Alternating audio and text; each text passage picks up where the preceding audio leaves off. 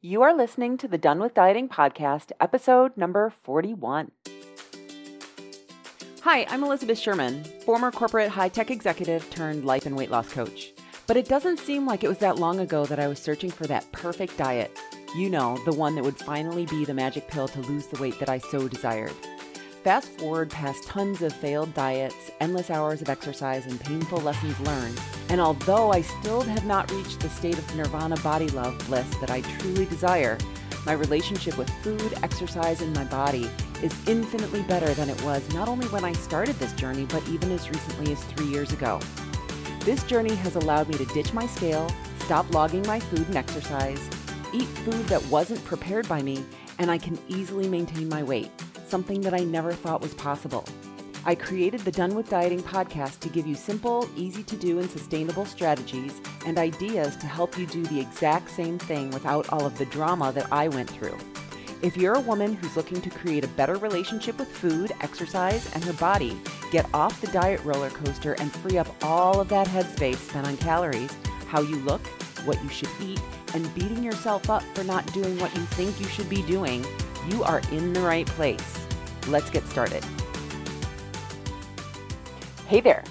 I cannot wait to introduce you to my guest today. Renee Suzanne is a dating and relationship coach, but I'm going to encourage you to listen even if you aren't in the dating market right now. See, when I first invited Renee on the show, I didn't really make the connection of how so many similarities there are between dating and losing weight. And the more we talked, the more I was able to connect the dots that when we are able to create a better relationship with ourselves, the more that pours over into the other areas of our life. It is just so spot on. I can't wait to let you listen. So here you go. All right, everyone, welcome Renee Suzanne to the show. Renee, thank you so much for being on the show. I'm so excited to have you here. Thank you so much for having me. It's just such a pleasure to be here. So, Renee, you have an amazing, amazing story. And I know that at one point we were talking about our 20-year-old selves and the advice that we would give to our 20-year-old selves. And what you came back with blew me away. So let's start there. Oh, wow. Thanks. I'm trying to remember what I said. Well, I had a really tough time growing up and I ended up getting married, having 4 kids, and I was just not in a good place. We were so broke.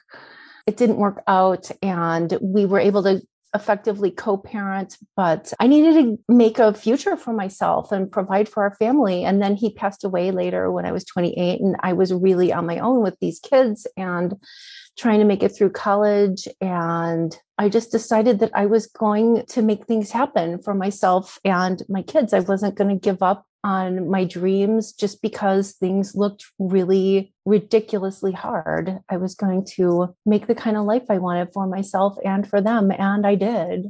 And so where you are today is what? Who do you help? What do you do? And tell us more about that part of your life. Yeah, thanks. So today I've come a long way since then. All those kids are grown up and married. And I had a really hard time as a single mom with dating. I was never really great at it in the first place. I got married so young to escape a bad home life. So I wasn't really any great dater by any stretch. But trying to date when you're a young single mom with 4 kids who works constantly and has a ton of responsibilities is no joke. And I really wanted this for myself, to just have that connection and that relationship in my life. And it seemed to elude me. And I would spend literally back in the day when we had bookstores, I would spend Saturday nights in Borders bookstore, gorging on self-help books, just to get away from the kids and get out of the house and figure out how to do this for myself. And it was really hard, but I learned everything I could about dating. And I eventually, if there was a PhD in dating, I would have one. And so that is what I do now is I help women who really want to find true love, create the kind of relationship that they want to have by presenting themselves effectively out in the dating world, learning some basic dating skills and changing their mindsets so that they can excel in that area and have the relationship they want. And so that is what I do, is I help women date and find love. But what I really do is help women go for their dreams. That's my really big overarching message, is you can achieve your dreams in this life. And the only reason you have them is so that you can achieve them. So let's talk about that, because I think that there are actually a lot of parallels between losing weight and dating in terms of, like, for example, when we approach dating or losing weight with the energy of why isn't it here yet, I think that it puts a lot of pressure on us. It puts a lot of pressure on, like, the person that we're dating. They pick up on that energy, right? Yeah. So how do you get people out of that? Well, I always think about, you are where you are. You are single. You stepped on the scale this morning and you weighed a certain number of pounds or kilograms. You are wearing a size whatever clothes. That's where you are right now. That doesn't have to have anything to do with what you can create in the future or what you want your life to be. That's just where you are now. So it's more about, like, knowing where you want to go and owning that as a possibility.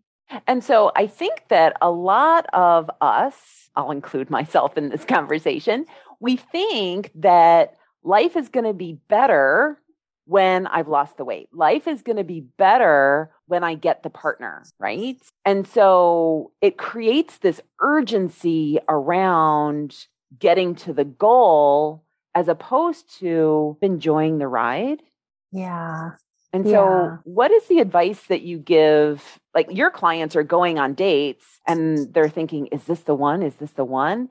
Versus, hey, let's sit back a little bit and let them flatter me, or what do I want, right?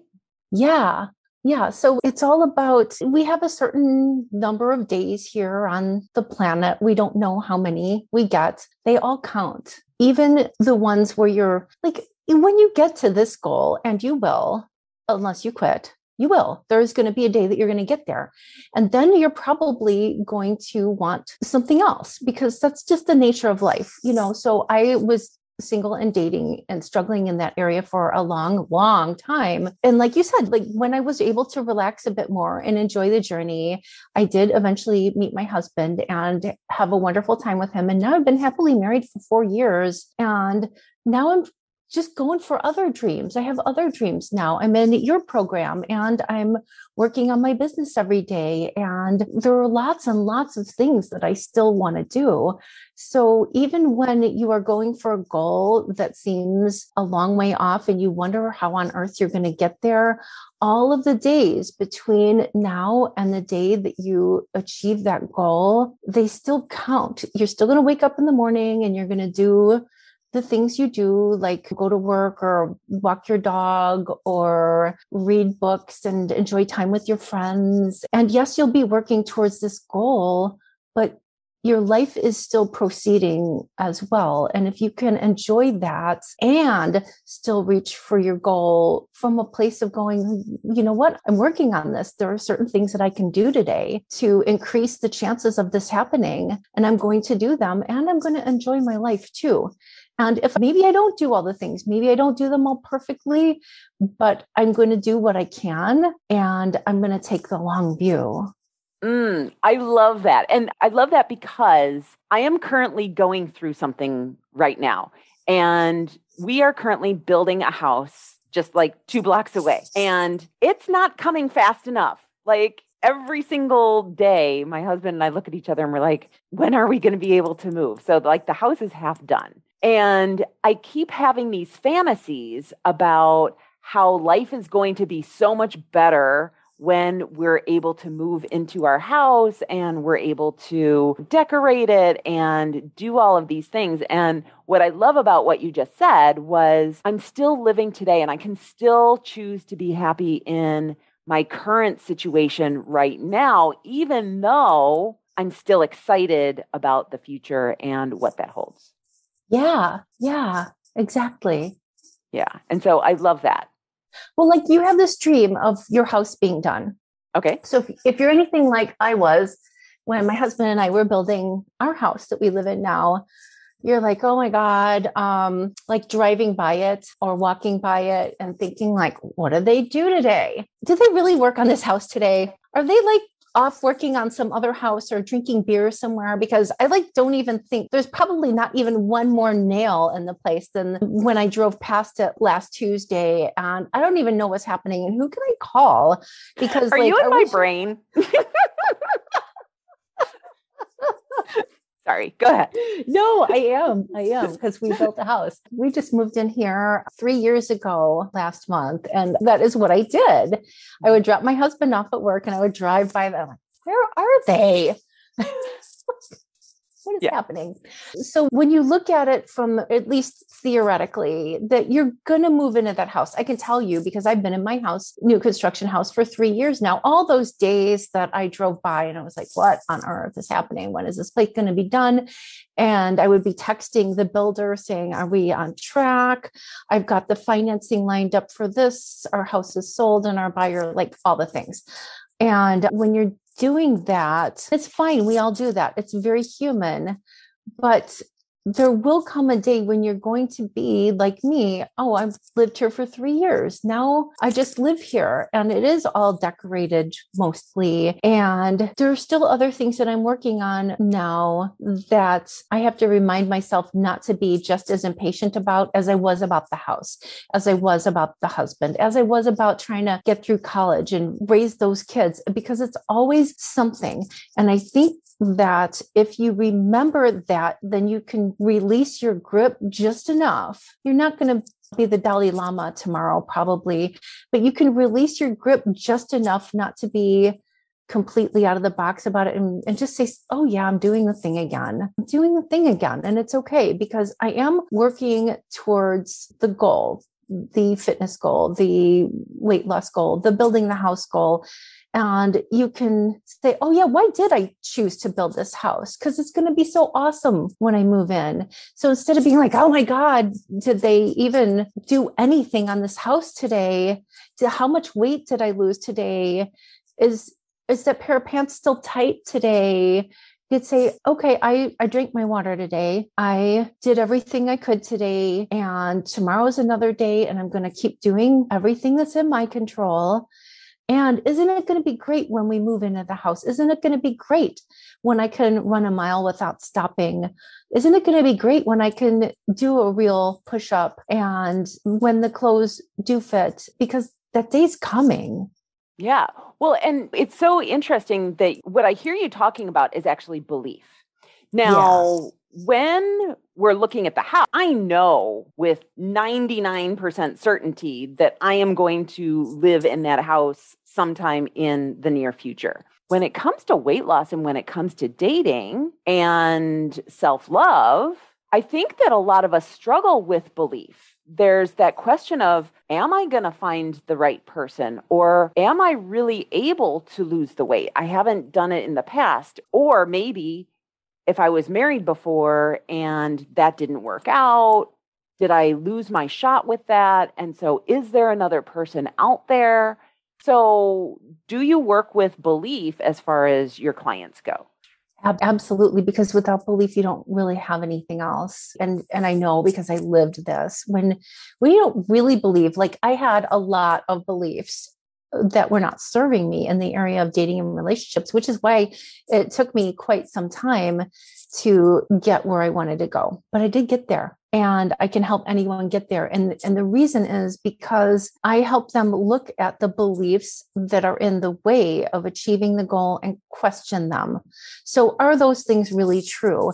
And the easiest thing to do is to find evidence. So for instance, did I lose my one shot with the person that I was married to before, or the one who got away? I hear a lot of the one who got away, my college boyfriend, the guy I had a crush on at work who married someone else. One time when I said that ridiculously crazy thing and whatever. We all have things like that. But there's 7 billion people on this planet. There's so many people out there who are looking to have a relationship, and there is no one chance at anything, not at weight loss, not at love, not at building a house, not at a great job, not at a business, not at anything. Like there just isn't. So when you believe, oh, I blew my one chance at finding love, then it's really hard to put up a dating profile and go on a date. Like, why would you even bother to do those things if you really believed that you blew your one chance at your forever love with your ex or the one who got away or whoever? So that's not a belief that's going to serve you in going for the thing. So you either have to question that belief and stop believing it or give up, right? So what I do is I would take someone like that as, okay, do you know anyone who got their heart broken, who got a divorce, who had someone get away that they thought was the love of their life? Do you know anyone who had those things happen, but they found someone else and it worked out great? And if you don't know anyone, I had all of those things happen and I'm happily married. So use me for an example, if you can't think of anyone, but I bet you can. So any situation that you're going through, do you know anyone who it took like however many days to build their house, but they're finally in and they enjoyed now living in their house? Do you know anyone who tried a lot of different ways of losing weight, but it did finally work out and they did lose the weight and they're happy in their body now? Yes, of course you do. Do you know anyone else who, like me, got dumped via text a couple of days before Christmas by a guy she met on Tinder and met her husband to be 3 weeks later and got married? Yes, now you do. Okay.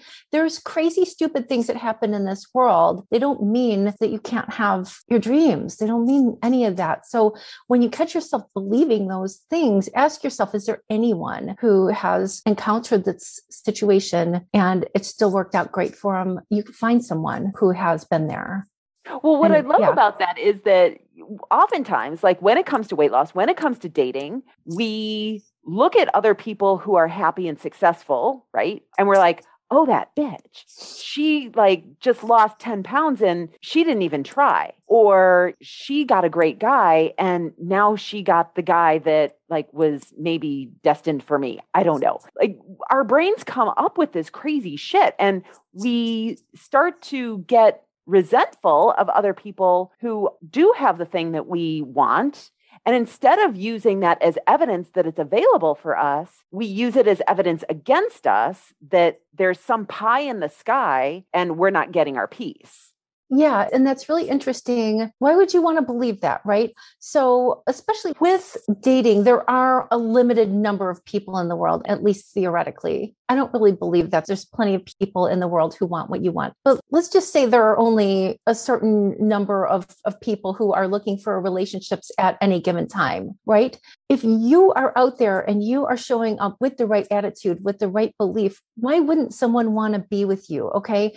You can look at, so I was speaking with a client a few weeks ago, and she had this belief that she didn't even realize was rattling around in her brain, like, oh, men don't want to get married. And I'm like, really? Let's Google how many people get married, assuming that they're heterosexual and half of them are men. None of these men wanted to get married. Like, what are they doing? They're like going to the place and signing their name on the marriage certificate and standing up there and saying, whatever, promise to marry you, right? When is the last time you tried to get a man to do something he didn't want to do? It's really hard, especially like marriage. I can't even get my husband to pick up his shoes. So like the guy married me because he wanted to.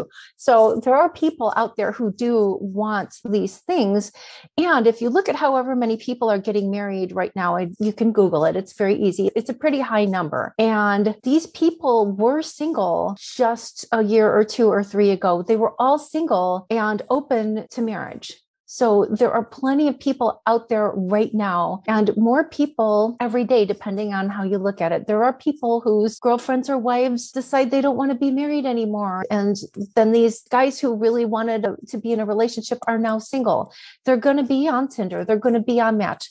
maybe not today, maybe tomorrow, maybe next week, maybe whatever. So there's constantly a new supply of people who are looking for relationships. And there is no limited supply of weight loss for sure. And there is no limited supply of most things. We know like money is constantly being created. There's plenty of oxygen for everybody to breathe. Things are a lot less limited than we think. So nobody can really take yours ever. Yeah. And so one of the things that I think that, well, we as humans really struggle with is rejection, right? And so when we're dating, we put ourselves out there for rejection. And I, in fact, had a client just the other day telling me about how she just cannot deal with rejection of a guy dating her. And so how do you turn that around? Yeah, rejection's awful. I have been rejected so many times. And I could tell you from the other side of this, like my Tinder story, getting dumped right before Christmas via text. Seriously, that was like some pretty hardcore rejection. And I met my husband, like I said, like maybe 3 weeks later, we matched on Tinder on New Year's Day. So getting rejected is painful. I'm not going to coat this with sugar and sunshine and fabulous. It sucks. But what is amazing is finding the love of your life and waking up next to him every morning and thinking, oh my goodness, it would have been so easy to have given up. It would have been so easy to have never met him, to have taken a year off and complained to all my friends about how much rejection hurts and how awful it was. And this guy who dumped me via text and blah, blah, blah. And where would I be now if I had done that? Where would I be now if I had said, well, I just can't deal with any more of this rejection? And I'm not minimizing it. It hurts. It does. So the first thing I would say to someone who was dealing with that is please love on yourself. Please just hold yourself and be like, yeah, oh, wow, take the hit. Yes, this hurts. This really hurts to go for something that means the world to you, to go for something that you really wanted and get punched in the face. It hurts. And you can cry and you can take a bubble bath and you can call your friends and your mom and hug your dog and do all of those things. And then at the end of the day, let yourself feel it. And then I want you to ask yourself, hey, do you still want this thing? And if you do, then it's worth, I promise, all of it. All of that rejection, it's worth every bit. I remember like marrying my husband and thinking, I would do it all again twice just to be here, all of it. And I remember how much it hurt and how awful some of it was. And some of it was fun too, but rejection is no joke. And I would do it all again just to be here with him. That's how much I wanted it. That's how good it can be. Yeah. And I think that there are a couple things that are really resonating with what you're saying. And one of them is that when we're in the midst of something that we think is terrible, it's really difficult to see how it's serving us. But on the other side, like I can think back to all of the times in my life that guys broke up with me or that things didn't work out as I had planned them to do or thought they were going to work out and all of the heartache and pain that I went through those. But what you're talking about here is, and I don't even want to say hope, but again, like instead of being a victim of my circumstance, how is this happening for me in my life? And so getting dumped by the guy at Tinder right now, you could probably be like, dude, thank you so much for doing that because I met my husband and he's amazing. You know, what's funny is I actually got to say that. He texted me a couple months later. They always come back. It's true. And I was like, hey, yeah, thanks. You did me a solid. I married the love of my life because, so thanks. Yeah. And I meant it. I meant it. Yeah. Yeah. So something that I was thinking about, and this totally applies to weight loss as well, is I think it's so interesting when we are looking for Mr. Right or Ms. Right, whoever our partner, and we're completely focused. And then we decide, you know what, I'm going to take a break and I'm going to work on me. And when we do, then all of these potential suitors come out of the woodwork. How often does that happen in your practice? The way I see it usually go is when people take a break, they off to that and they're not super available. And then when they go out, back out in the world, the same things happen. Tell me more. Yeah, that's how I usually see that going. And I guess it's not super surprising because that's the way it happened in my own journey. And a lot of times I feel like we end up working with people who are a lot like we were and resonate with us. But a lot of times when I would take a break or I see somebody wanting to take a break, they'll take that break, they'll work on themselves, and they'll go back out however many months or sometimes even a year or two later. And they'll think, oh, I'm doing great. I feel so much better now. And the same exact thing will happen or a very similar iteration, because when you aren't out there dating or trying to do anything, you're not learning anything. And so the same things happen because you haven't learned how to do whatever you needed to learn how to do yet. In my case, it was picking the wrong, same unavailable guys over and over again and saying, I can't help who I'm attracted to. And this is another analogy to weight loss is you think you can't help who you're attracted to. You think you don't like kale and spinach and you'd rather have a cheeseburger or pizza, but you can adjust your palate by learning to make choices that support the life that you say you want. And that works with dating too, is your palate adjusts. Good men are an acquired taste, just like broccoli and spinach. So you can help these things, but you're not going to learn how to do that when you're taking so many breaks and working on yourself, because you can work on yourself. You can read books. You can talk to a coach or a therapist about all this theoretical stuff.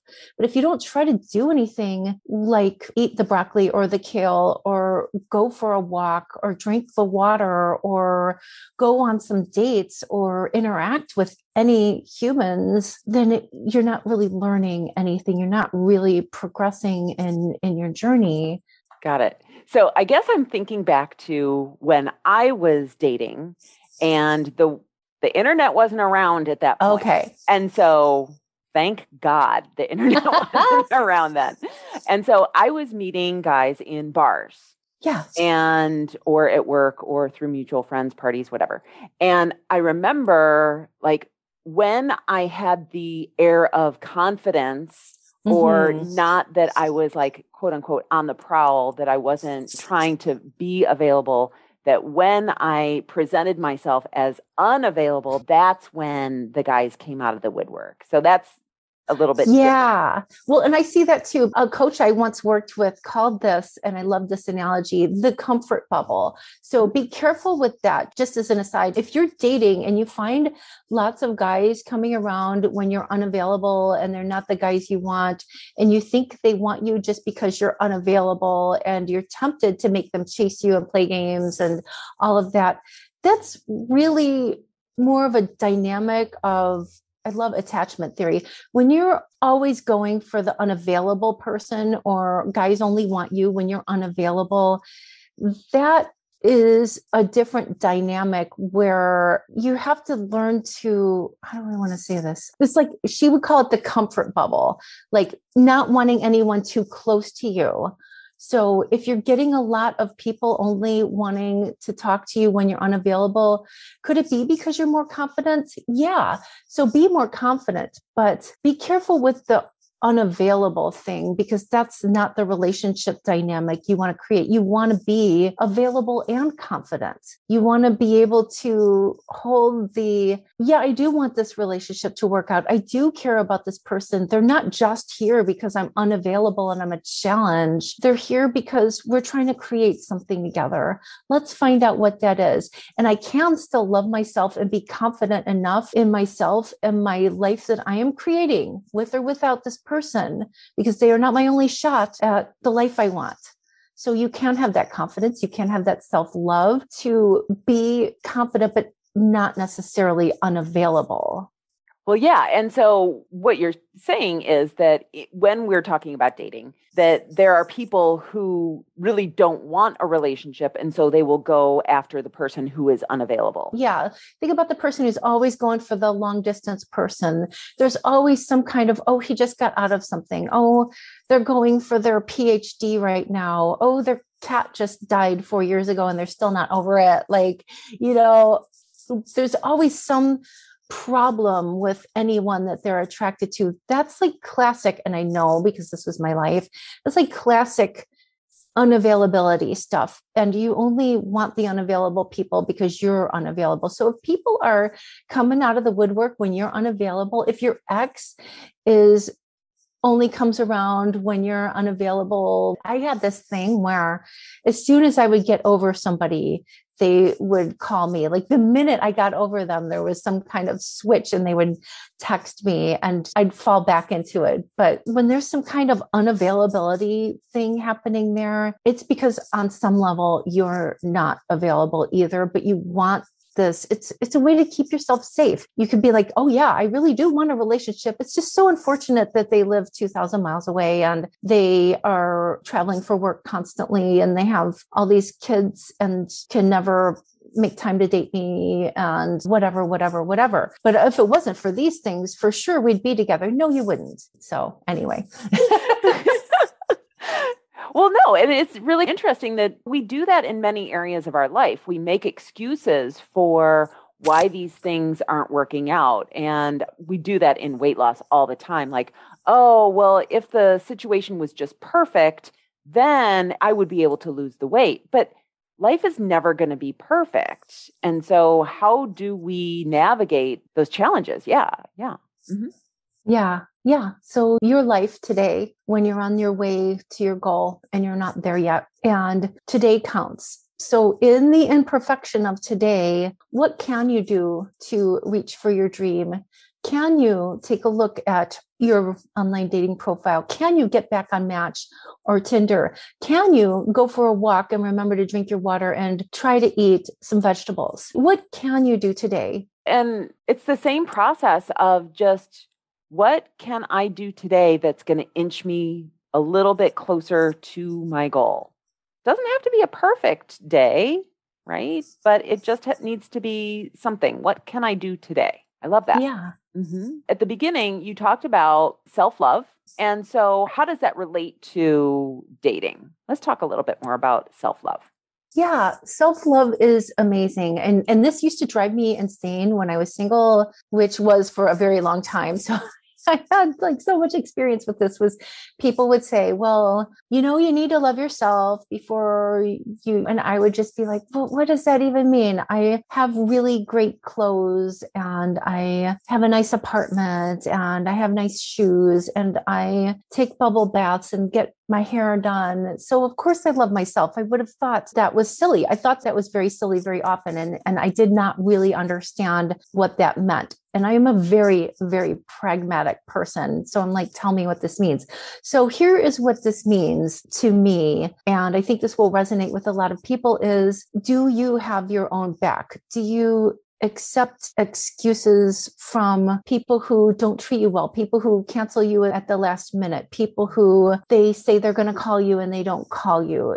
Do you really take the time to be clear on the kind of relationship you want and only date people who can offer that to you? Or do you say, oh, I'm so attracted to him, it's okay if maybe he just told me he just got out of something, but he'll like me and then, oh, that'll all change. No, it won't. Love yourself enough to know what you want and not settle for less just because you're attracted to someone, just because you hope that maybe it will work out the way you hope that it will work out. Love yourself enough to make choices that align with your goals. And yes, I'm talking about dating, but this goes for everything. Love yourself enough to know what kind of job you want. Love yourself enough to know how you want to feel your body. Do you want to work through all your breaks today and not take a walk outside, even though you could use that time away from your desk? Or do you want to prioritize something else besides your own self-care? Do you love yourself enough to get enough sleep tonight? Do you love yourself enough to go ahead and get a workout in instead of whatever else that you could possibly do for someone else? Like maybe you said that you were going to work out today. Do you love yourself enough to arrange your life in a way that works for you in whatever goal that you are looking to achieve? And that is the kind of self-love that I think we all miss because it's easier to go and get a manicure, Yeah. As you were talking, I've been feeling this really strong emotion, and it's been a sadness for the younger version of myself, the former version of myself, who got stood up so many times and still tried to make those relationships work, and how she didn't have her own back. She thought that she deserved whatever she could get. And that makes me so sad, but it also makes me really super proud to talk to that former version of myself and be like, look at what all of this work that you've done where you now will no longer tolerate anything less than what it is that you do deserve, which is everything. Yeah. And yeah, I just think about that younger version of myself and it makes me sad. Yeah, I have a lot of stories like that too. But when you have that kind of compassion for yourself, then you can take what you learned from that and apply it in other areas. Because really, when a lot of weight loss, a lot of dating, a lot of everything in creating the life you want to have is keeping your word to yourself. Hey, I have this dream. Hey, your inner self, your higher self says, let's do this cool thing. Wouldn't it be great to lose weight? Wouldn't it be great to find the love of your life? Wouldn't it be great to start a business, build a house, whatever?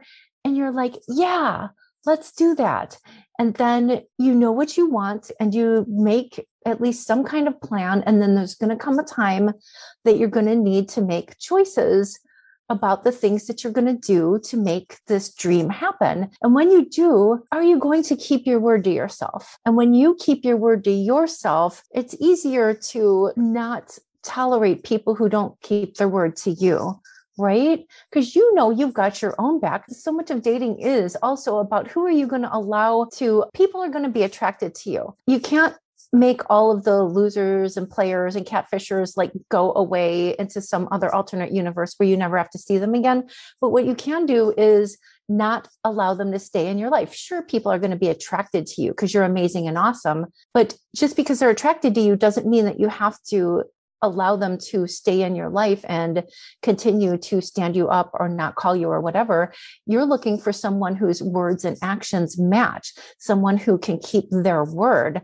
And when you keep your word to yourself, that's your standard. So when you notice that there is someone who is not going to keep their word, who is not going to be respectful of your time, but that's the standard that you've held for yourself, it's really easy to be able to say, I'm not available for that. And you don't have to yell at them or give them a big speech about how you don't tolerate this or that. You could just be like, peace out. I'm finding the person who can do this, who can have this kind of connection with me. So you're not trying to change the loser or the guy who's not doing a thing and make him step up because this is what you deserve.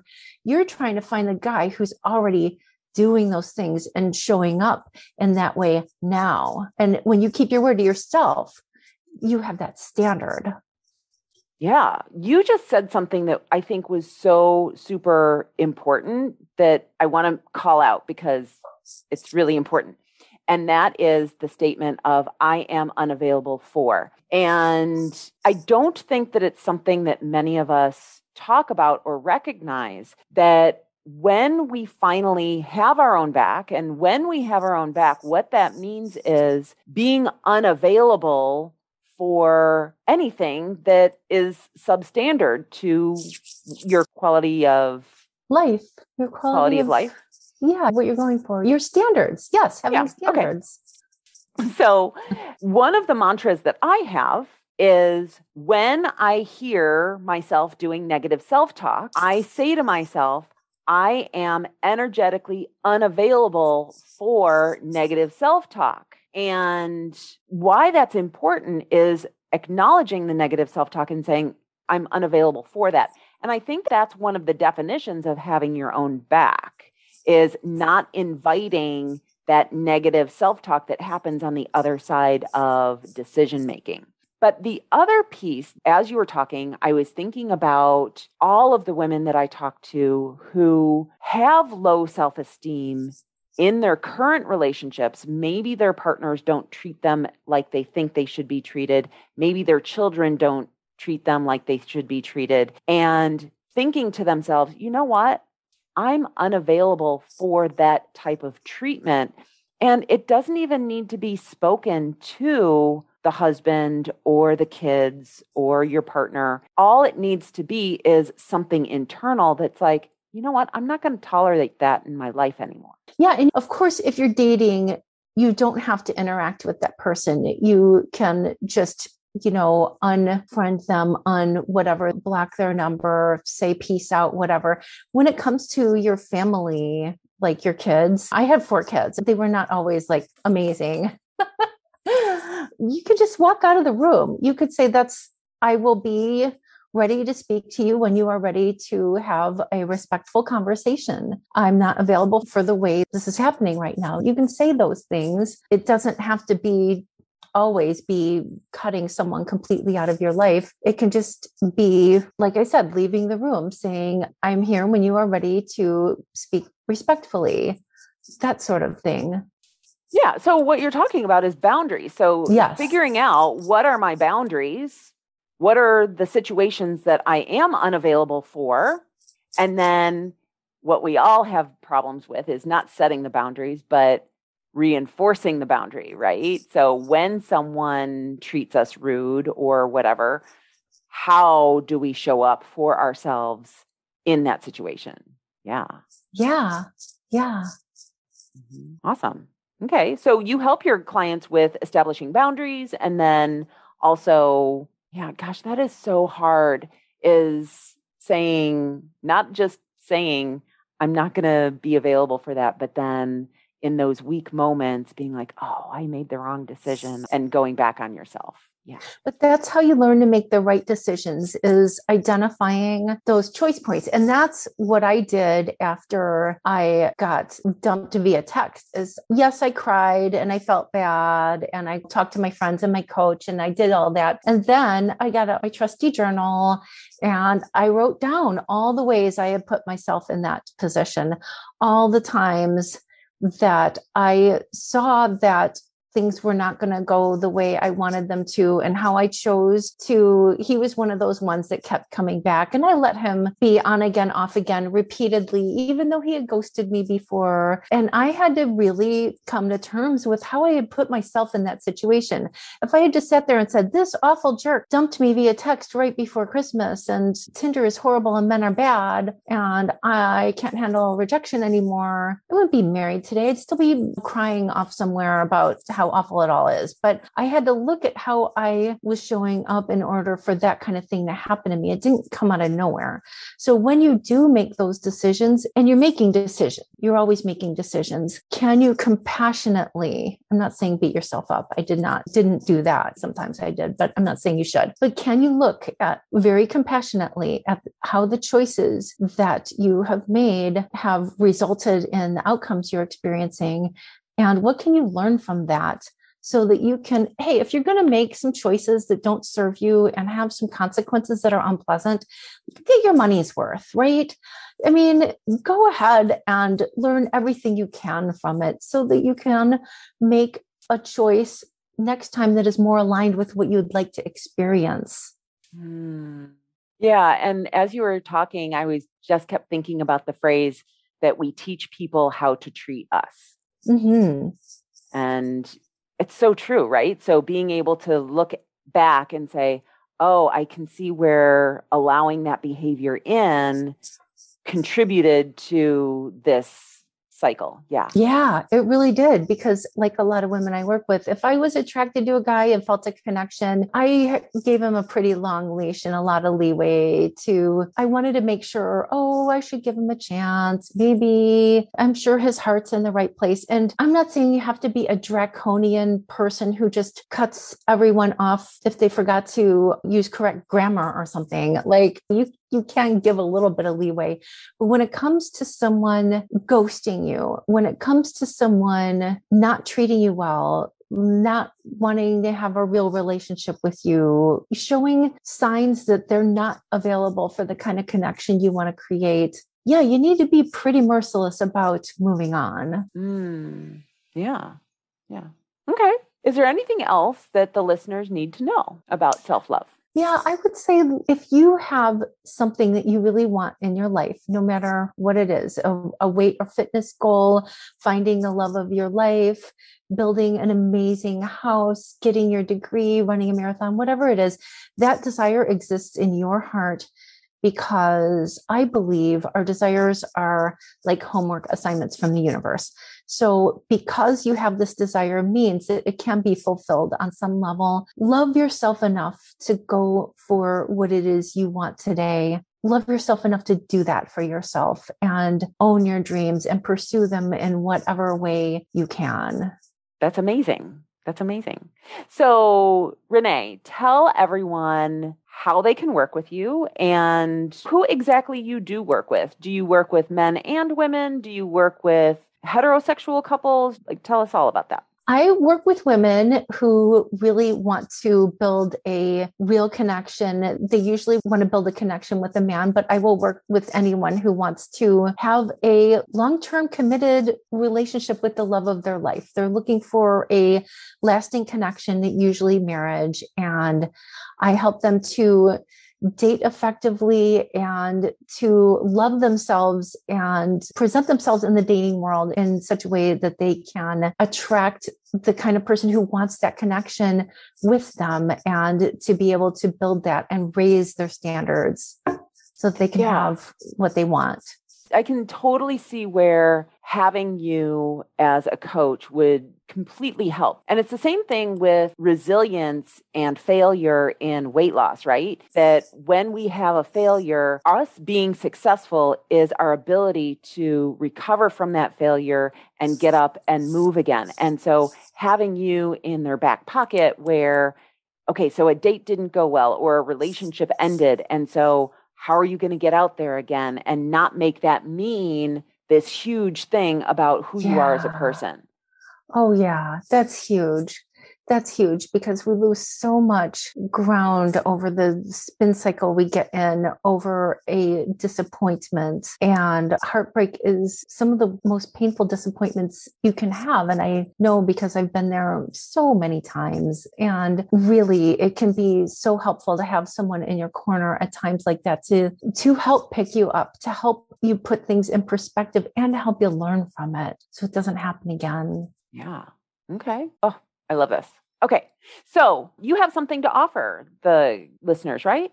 Yes, I do. If you go to my website, reneesuzannecoaching.com, I have a great video called How to Get Into the Relationship You Want. And it's all about how you can take charge of your own dating life and get into the relationship you want instead of just showing up on Match, on Tinder, at the bar, at the whatever, and just hoping that it all works out and something good happens instead of whatever. There's so much you can do to really stack the odds in your favor and literally create the kind of relationship you want. And I made a video all about how to do that, which you can get on my website. Awesome. Great. Well, that's fantastic. All right, everyone, go check out Renee's video.